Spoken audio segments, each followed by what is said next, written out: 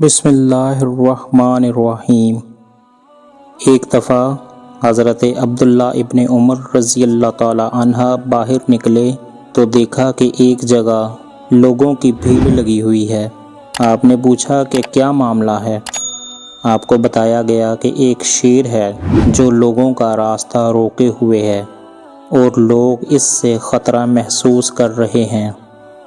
حضرت عبداللہ بن عمر رضی اللہ تعالی عنہ اپنی سواری سے اترے اور شیر کے پاس گئے اور اس کا کان پکڑ کر مروڑا اور اس کی گدی پر مارا اور اس کو راستے سے ہٹا دیا۔ پھر فرمایا کہ سرکار دو عالم صلی اللہ علیہ وآلہ وسلم نے تیرے بارے میں سچ فرمایا تھا کہ ابن آدم پر یہ جب ہی مسلط کیا جاتا ہے جب ابن آدم اس سے ڈرتا ہے، اور جب ابن آدم صرف اللہ سے ڈرے تو اللہ اس کو اس پر مسلط نہیں کرتا۔